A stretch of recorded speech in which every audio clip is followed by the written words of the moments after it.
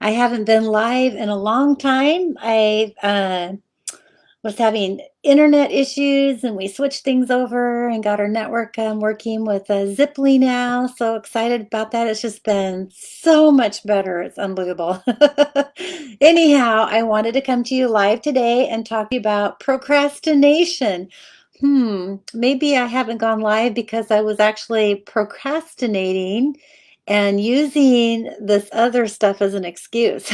Do you tend to procrastinate? I think it's kind of a human nature thing. And I was reading this article that someone gave me just today, and they were saying that procrastination is just another set of fear.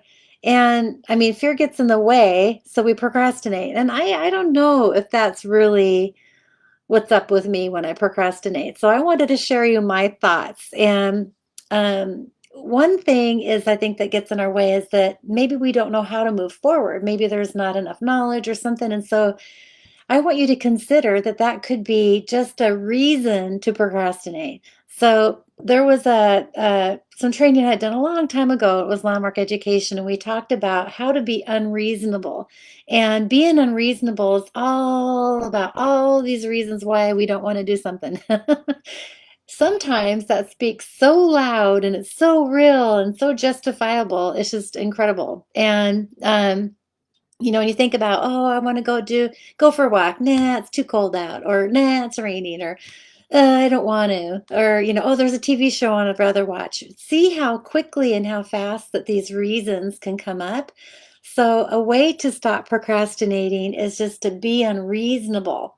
And I love that. That kind of inspires me in its own little way that when I had my laser eye surgery for long distance, like I use my readers for things, but for long distance, you can have LASIK surgery, and the fear of like having the eyes cut and all that stuff was a fear, right? But I got tired of uh, running and going out and exercising and wearing glasses, and they always fell off and they always got steamed up and dirty, and I just got tired of that. And so I decided to be unreasonable and really just sitting in the space of letting go of all those reasons and being inspired by what's possible really had me have that laser eye surgery. And even if I were to go back and do that again, like I know it doesn't make sense, but if you were to do laser eye surgery again, I would really have to, I could come up with a lot of reasons why I wouldn't want to do it. But it is just so amazing to have that done. My life has changed from that. So I think that being unreasonable really served me in that respect. Number two reason why I tend to procrastinate. Now, I would not call myself a perfectionist. That was another reason why he listed as people procrastinate is that they're a perfectionist. I really am not a perfectionist. I mean, I want to just move forward and have action and get things going, but I really think that it's like not having a plan or something in front of me to know what to go to. And so, do it messy. Don't worry about having things all set up exactly the way it needs to look or plan it out. And we're told all the time, oh, plan your life out, know what you're going to do when you grow up, or, figure out what kind of car you're going to buy, do the research, figure that out, have a retirement plan, all of these things.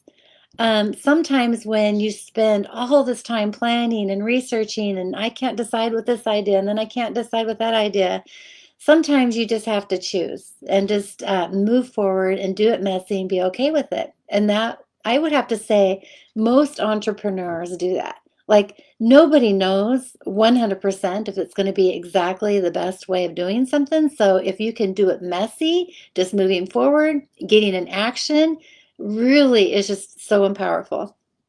And so that kind of leads to reason number three is like, I'm not a good deadline setter. Like, I hate, oh, okay, I'm going to make so much money by the end of the month, or I'm going to do this so much by the end. That never really inspired me because I think more times than not, I don't reach those goals. And so, how do you keep beating yourself up month in and month out with having these high end goals?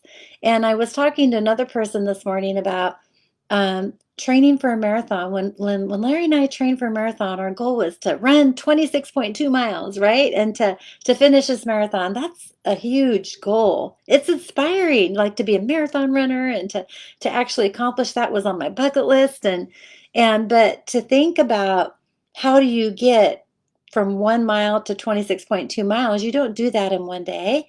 You actually go from telephone pole to telephone pole and just put little short goals in front of you. And I hate that because I'm so impatient. I want to run that 26.2 miles right away.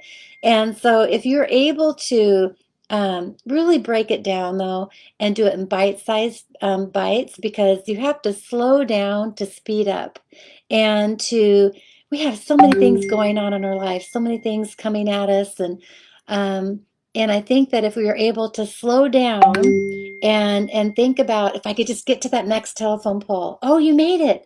Rush, rush, get to that next telephone pole, and then set another goal. Like, okay, I'm going to get to the next pole. Maybe I can even get to the next pole and the next pole today. Like, and to move that, knowing that you have this full goal to get to 26.2 miles, and if you know that you were going to push it on Thursdays and then maybe ease up on Fridays because Friday is recuperation day, reset day, and then have like those kinds of plans that are more bite-sizable bites, then you're able to actually all of a sudden after 5 months, you can get to 26.2 miles. Now, of course, planning, doing, and reviewing is always really important because you're polishing, you're when you're in action and not being a perfectionist and doing it messy, you want to stop, come back, and look at, okay, what didn't work, what worked, and being honest with yourself. Like, I don't think we're honest with ourselves. We we lie to ourselves all the time. And if you can stop lying to yourself and just like have a really good relationship with your mind and say, okay, you weren't straight about that. You cheated on yourself, or you ate that candy bar when you're on a diet, really being honest with yourself instead of justifying or listening to those reasons why it's okay, then I think that you're able to actually win the situation. So I hope this was helpful for you guys. I really wanted to just bring this to you today. And so I would love to hear below what your procrastination things are. Like, what do you think is the reason why you procrastinate? And what are some of the mind games you play with yourself to be able to get forward and moving forward? And maybe what are some of those things that you're not able to get past? Like, what still is keeping you stuck?